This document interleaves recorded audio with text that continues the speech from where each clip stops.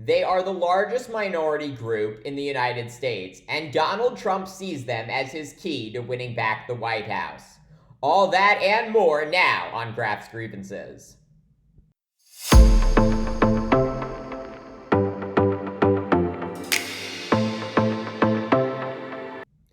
Immediately following his appearance in federal court, where he was arraigned on charges that he had put America's national security at risk and obstructed investigators, former President Donald Trump went directly to a popular Cuban restaurant in Miami.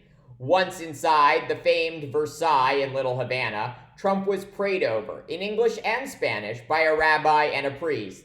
Patrons joining in, placing their hands on the back and shoulders of the leading contender for the 2024 Republican presidential nomination.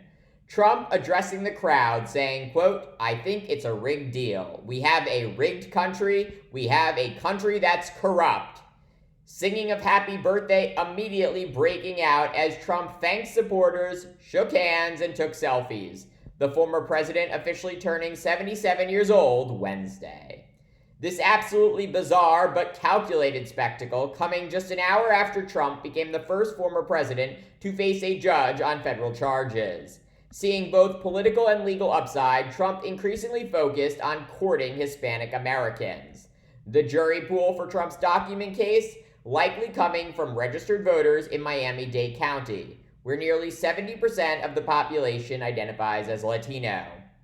In addition, Trump focused on courting Latino voters, as their support for him has only grown since he entered the political arena nearly a decade ago.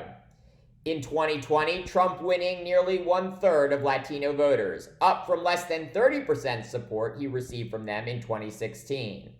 And most exciting for Trump, a new Quinnipiac poll showing Trump nearly tied with President Joe Biden among Latino voters in a hypothetical 2024 matchup. All of this extremely concerning for Democrats and President Biden, who have staked recent election victories at the state and federal level on building multiracial coalitions. The Latino vote only becoming more critical to those seeking the White House as Latinos skyrocket in America. Close to 17 million Latinos voting in 2020, an increase of more than 30% from 2016. And the highest level of Latino voter participation in U.S. history. Plus, first-time Latino voters are outpacing first-time non-Latino voters in key swing states.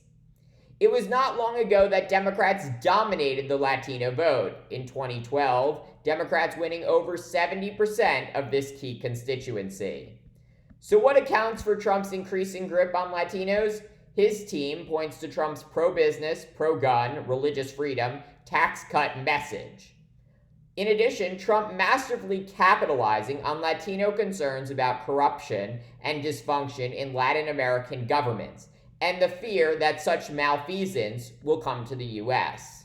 Trump casting himself as oppressed political dissident, despite the reality that he allegedly broke dozens of federal laws and is now being held to account.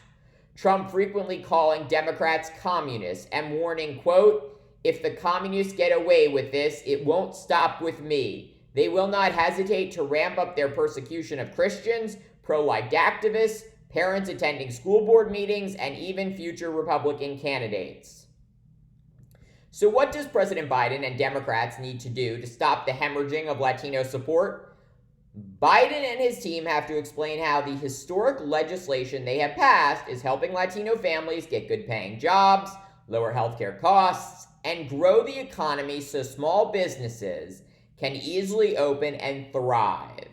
As President Biden would say, folks, it's about kitchen table issues.